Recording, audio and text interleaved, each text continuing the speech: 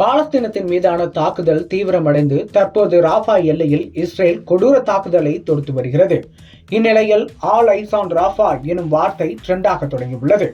பாலஸ்தீனத்தை இஸ்ரேலின் ஆதிக்கத்திலிருந்து விடுவிக்க பல்வேறு ஆயுதமேந்திய குழுக்கள் செயல்பட்டு வருகின்றன.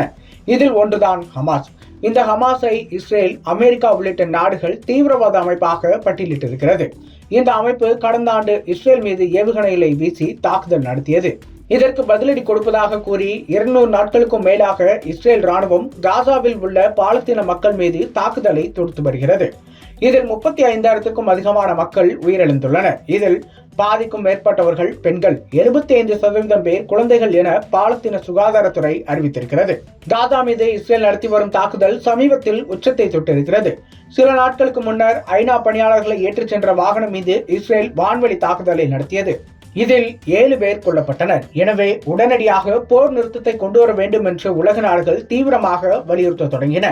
இதனால் வரை இஸ்ரேலுக்கு ஆதரவாக நின்ற அமெரிக்கா கூட உடனடியாக போரை நிறுத்த வேண்டும் என்று கேட்டுக்கொண்டது. போர் காரணமாக காசாவுக்குள் நிவாரணப் பொருட்கள் எதுவும் வரவில்லை. இதனால் உணவுக்கும் குடிநீருக்கும் பஞ்சம் ஏற்பட்டுள்ளது. நோயாளிகள், கர்ப்பிணிகள், முதியவர்கள் உணவு கிடைக்காமல் அடுத்தடுத்து உயிரிழந்தனர். தொற்று நோய் பாதிப்புகளும் தீவிரமடைந்துள்ளன. உணவு மற்றும் குடிநீர் தேடி எகிப்து எல்லையான ராஃபாவில் பாலஸ்தீன மக்கள் குவிந்துள்ளனர். ராஃபா எல்லையை கடந்துவிட்டால் எகிப்துக்கு சென்று விடலாம். ஆனால் எகிப்து பாலஸ்தீன மக்களை அனுமதிக்கவில்லை. இருப்பினும் அம்மக்களுக்கு தேவையான அனைத்து அடிப்படை தேவைகளையும் எகிப்து செய்து வருகிறது. உலக நாடுகள் அனுப்பும் மருந்துகளும் உணவும் எகிப்து வழியாக ராஃபா எல்லைக்கு அருகில் குவித்து வைக்கப்பட்டிருக்கின்றன. இந்த உதவிகள் பாலஸ்தீன மக்களுக்கு சென்று சேர்வதை இஸ்ரேல் தொடர்ந்து தடுத்து வருகிறது. இப்படி இருக்கையில் நேற்று முன்தினம் இஸ்ரேலின் டெல் அவீவ் மீது ஹமாஸ் அமைப்பு ராக்கெட்டுகளை வீசி தாக்குதலை நடத்தியிருக்கிறது. இதில் உயிரிழப்புகளோ பொருள் சேதமோ ஏற்படவில்லை. இருப்பினும் இதற்கு பதிலடி கொடுக்கும் விதமாக இஸ்ரேல் பாதுகாப்பு படை ராஃபா எல்லையில் தாக்குதலை நடத்தியுள்ளது. இதில் 35 பேர் பலியாகியுள்ளனர். இதில் குழந்தைகள் தான் அதிகம்.